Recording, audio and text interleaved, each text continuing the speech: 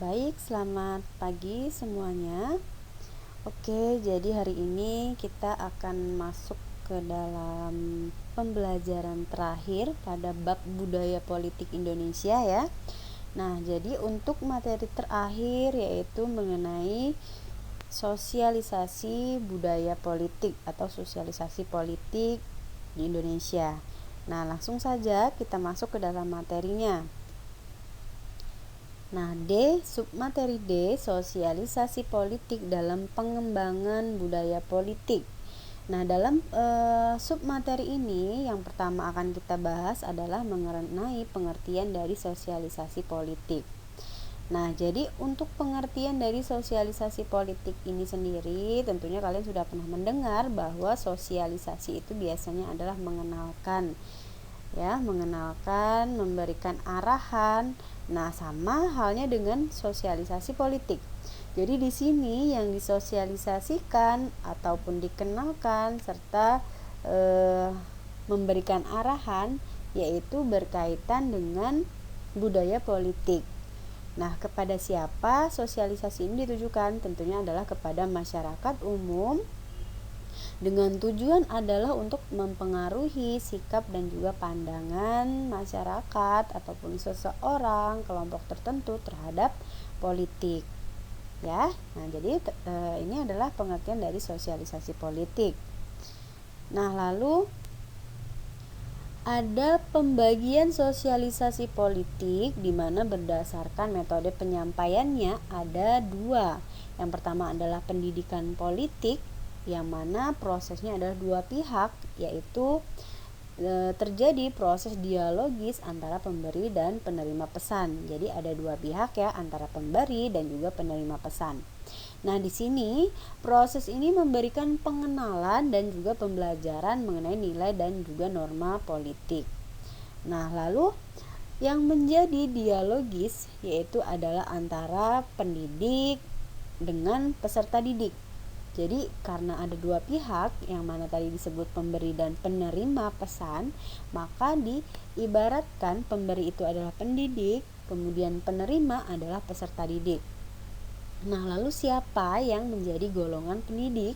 Salah satunya adalah sekolah, kemudian pemerintah, partai politik, dan juga forum diskusi. Nah, kemudian untuk peserta didiknya, di sini diartikan bahwa peserta didik bukan peserta didik hanya di tingkat SMA ya, namun peserta didik di sini adalah orang yang ingin mengetahui atau ingin memahami mengenai politik. Jadi artinya peserta didik bukan berarti siswa atau mahasiswa ya. Oke, selanjutnya yaitu indoktrinasi politik. Dari kata doktrin tentu pasti kalian sudah tahu ya, doktrin itu kan biasanya merujuk kepada penanaman ataupun gagasan ataupun ide pikiran ya seseorang. Nah, di sini ada indoktrinasi politik. Jadi maknanya adalah ada proses penanaman gagasan, kemudian sistem berpikir dan juga kepercayaan tertentu mengenai politik. Nah, jadi tentu kalau doktrinasi ini pasti ada yang melakukannya ya. Tentu jalurnya hanya satu pihak. Nah, proses sepihak ini biasanya dilakukan oleh penguasa atau pemerintah terhadap masyarakat. Jadi prosesnya seperti memaksa masyarakat untuk menerima nilai ataupun norma yang diberikan ataupun disosialisasikan oleh penguasa ataupun pemerintah. Nah, karena prosesnya adalah doktrin, yaitu menanamkan gagasan ataupun sistem berpikir, menanamkan kepercayaan terhadap masyarakat. Salah satu contohnya adalah mengenai sosialisasi larangan munculnya gerakan komunisme di Indonesia.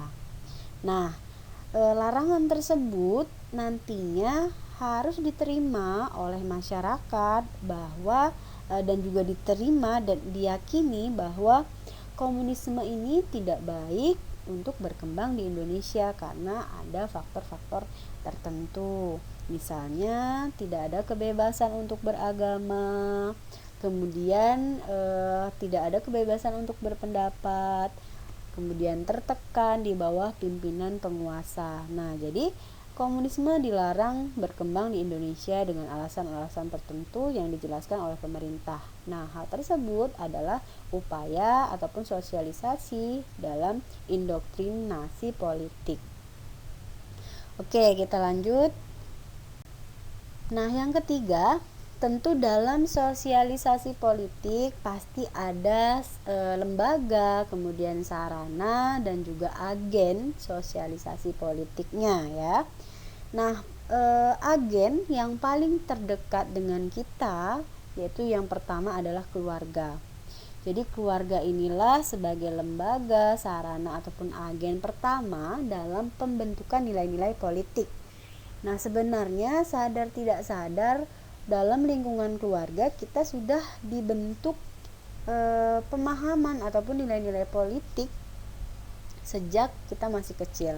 Nah, contohnya misalnya yang pertama, anak dididik patuh dan menghargai otoritas ayah serta ibu ataupun orang yang lebih tua dalam keluarga. Nah, di sini ada nilai-nilai politik bahwa kita harus patuh terhadap orang yang memiliki otoritas ataupun penguasa atau kekuasaan ya. Dalam arti di sini adalah orang tua kita. Tentu orang tua memiliki kendali terhadap kita. Nah, di sini anak dituntut untuk patuh, kemudian menghargai kekuasaan ataupun otoritas dari orang tuanya. Nah, kemudian anak juga diajarkan jika misalnya kita tidak patuh akan mendapatkan hukuman. Nah, contohnya misal ada seorang anak tidak membantu pekerjaan orang tua, misalnya kalau perempuan ya mencuci piring, kalau misalkan cowok ataupun lelaki tidak membantu mengerjakan pekerjaan rumah yang berhubungan sama ayah, misalnya membersihkan kebun atau hal lainnya. Nah, nanti akan ada hukuman yang diberikan oleh orang tuanya. Misalnya, jika tidak mencuci piring, maka tidak mendapat uang jajan.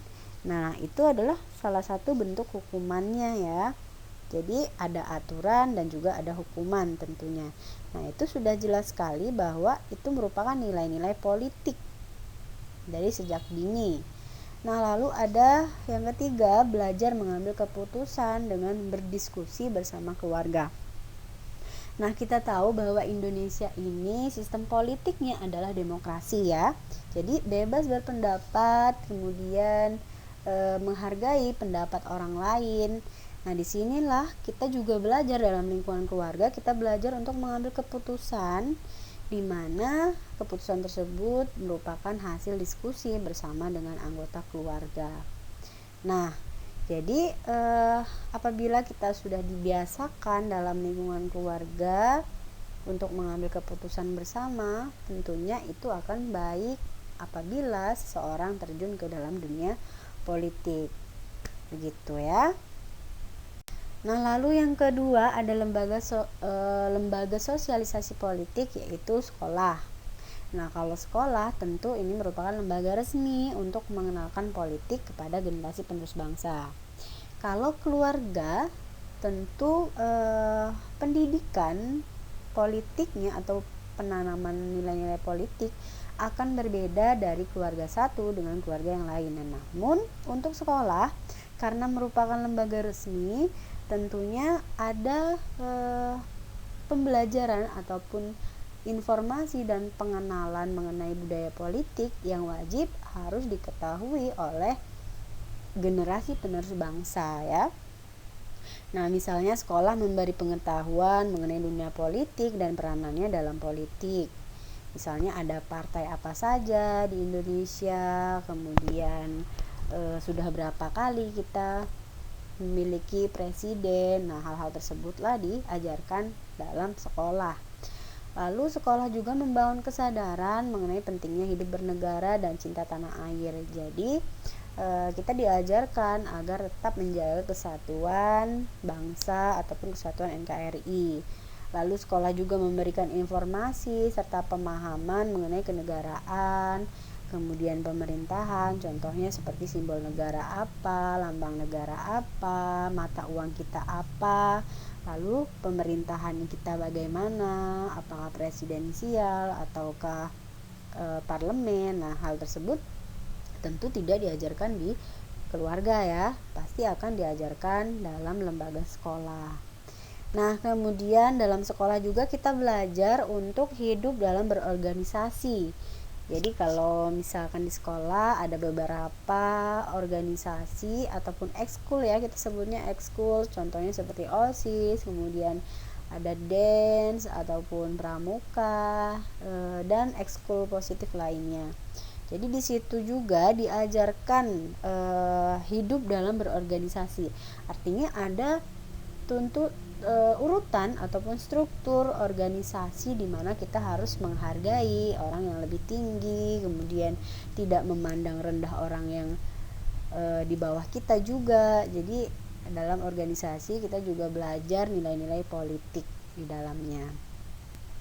Nah, kemudian yang ketiga ada kelompok pergaulan. Nah, kelompok pergaulan ini dapat mempengaruhi sikap dan juga tindakan dari seseorang. Nah, misalnya sebagai contoh ada lingkungan persahabatan.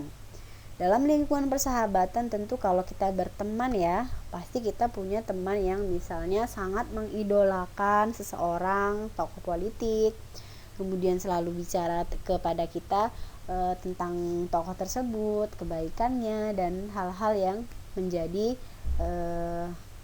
faktor kesukaan dari seorang tersebut terhadap tokohnya. Nah, lalu lambat laun karena sering mendengar kelebihan dari seorang tokoh tersebut, tentunya biasanya teman juga akan terpengaruh dengan perkataan temannya. Nah, hal tersebut bisa mempengaruhi sikap dan juga tindakan dari teman tersebut, dari seorang tersebut.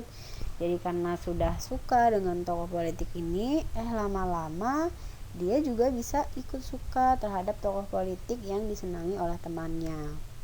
Nah, jadi lingkungan persahabatan memang sangat berpengaruh terhadap sikap dan juga tindakan politik dari diri individu seseorang. Nah, kemudian contoh lainnya ada misalnya pada saat pemilihan umum. Nah, ada seseorang A, kemudian ada seorang B. Yang A ini dia sudah tahu bahwa akan memilih calon pemimpin yang nomor 1. Nah, tapi yang B ini dia belum tahu untuk memilih A nomor 1 atau nomor 2. Jadi tentu bingung. Nah, akhirnya bertanya dengan si A. Jadi karena terpengaruhlah ikut-ikutan yang B ini ikut memilih nomor 1. Gitu ya. Jadi kelompok pergaulan dalam lingkungan pergaulan pertemanan atau persahabatan, seseorang dapat dipengaruhi oleh orang lain ya, apalagi kalau tidak memiliki dasar ataupun pedoman sendiri. Oke, kemudian selanjutnya adalah D, tempat bekerja. Tempat bekerja ini sama seperti tadi yang sudah Ibu jelaskan di organisasi di sekolah ya. Jadi sama, tempat bekerja itu selalu ada organisasi hidup di dalamnya. Jadi ada struktur kepengurusan, jadi ada orang yang berada di atas, ada orang yang berada di bawah. Nah, jadi dalam lingkungan kerja kita harus profesional, bisa saling menghargai, bisa saling mendukung dalam satu organisasi yang sama. Nah, hal tersebut nanti apabila sudah terbiasa dalam berorganisasi, baik dalam berorganisasi, tentu jika ingin masuk ke dalam dunia politik atau organisasi politik, kurang lebih sebenarnya sama saja strukturnya. Namun karena politik lebih kepada urusan negara, jadi kita bisa lebih baik dalam mengontrolnya karena sudah terbiasa dalam organisasi di tempat kerja atau di tempat lain. Nah, yang terakhir ada media massa. Media massa ini dalam artian adalah media ataupun alat untuk memberikan informasi apapun kepada masyarakat luas. Nah, kita sudah tahu ya kalau sekarang teknologi ataupun media sudah sangat canggih sekali. Dalam hitungan menit saja informasi apapun yang dibagikan dengan cepat menyebar luas ya ke seluruh belahan dunia. Jadi media massa ini sebenarnya dapat membentuk sikap dan juga kepercayaan ataupun keyakinan publik terhadap apa yang diinformasikannya. Nah, contohnya misal ada informasi mengenai pemilihan umum. Hasil pemilihan umum yang telah dilakukan, media televisi menginformasikan bahwa calon nomor 1 unggul dibanding calon nomor 2. Nah, ternyata yang terjadi apa di kenyataan? Ternyata yang menjadi menjadi pemimpin adalah nomor 2. Nah, hal ini berarti ada kebohongan yang diberikan ataupun diinformasikan oleh media massa. Padahal publik ataupun masyarakat luas hanya mengetahui ataupun mempercayai informasi apa yang disampaikan. Jadi karena tadi bilangnya di TV nomor 1 yang unggul, berarti nomor 1 yang menang. Nah, ternyata nomor 2 yang menang. Jadi masyarakat, media massa apabila memberikan informasi yang tidak benar ataupun hoax ya, nah jadi akan menimbulkan kebencian terhadap pemerintah nantinya. Nah, media massa inilah memang perannya sangat penting untuk membentuk kepercayaan ataupun sikap serta keyakinan publik terhadap pemerintah. Jadi sangat berperan penting ya. Jadi informasi baik ataupun buruk, masyarakat biasanya selalu percaya terhadap apa yang diinformasikan media massa, karena media massa sudah dianggap mereka mewakili, artinya adalah mereka mencari tahu terlebih dahulu apa kebenarannya, benar atau tidak ya. Nah, apalagi pada zaman dahulu yang masih minim sekali teknologi. Dulu hanya ada televisi ataupun radio. Jadi informasi yang diberikan oleh media massa TV dan juga radio pada zaman dulu sangat diyakini, sangat dipercayai oleh masyarakat. Nah, baru berbeda di zaman sekarang, manusia sudah semakin pintar, sudah tahu memfilter mana yang kira-kira informasi baik, mana informasi yang buruk, ataupun mana informasi yang benar ataupun informasi yang salah. Nah, jadi di sini penting ataupun peran media massa ini sangat berpengaruh terhadap sikap dan juga kepercayaan publik terhadap pemerintah ya. Oke, materinya sudah cukup, sudah selesai. Jadi terima kasih atas perhatiannya. Semoga apa yang sudah Ibu jelaskan bisa dipahami ya. Oke, terima kasih dan selamat pagi.